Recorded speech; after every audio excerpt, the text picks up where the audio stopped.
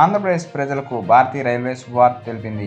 ఏపీలో 3 రైలు సర్వీసులను పొడిగించారు. కేంద్ర మంత్రి కిషన్ రెడ్డి శుక్రవారం ఈ సేవలను ప్రారంభించారు. ఇందులో భాగంగా ఆయన గుంటూరు రైల్వే స్టేషన్లో జెండా ఊపి ఆ 3 రైలు సేవలను పొడిగింపు ప్రారంభించారు. అనంతరం కిషన్ రెడ్డి మాట్లాడుతూ స్విట్జర్లాండ్తో సమానంగా భారతీయ రైల్వే నెట్వర్క్ను అభివృద్ధి చేశామని చెప్పుకొచ్చారు. రోజుకు 16 కిలోమీటర్ల రైల్వే నెట్వర్క్ పెరుగుతుందని వివరించారు. ఇక పొడిగింపులో భాగంగా విశాఖ, విజయవాడ, ఉదయ్ ఎక్స్ప్రెస్ను గుంటూరు వరకు పొడిగించారు. విజయవాడ, హుబ్బಳ್ಳಿ, అమరావతి ఎక్స్ప్రెస్ను నర్సపూర్ వరకు, నంద్యాల, కడప ఎక్స్ప్రెస్ను రైలు రేణిగుంట వరకు పొడిగించారు. ఇందులో ప్రధానంగా చెప్పుకోవాల్సిన విషయం ఏంటంటే విశాఖ, విజయవాడ ఉదయ్ ఎక్స్ప్రెస్ గురించి. విశాఖ నుంచి విజయవాడకు ప్రస్తుతం ఈ డబుల్ డెక్కర్లు అందుబాటులో ఉన్న విషయం తెలిసిందే.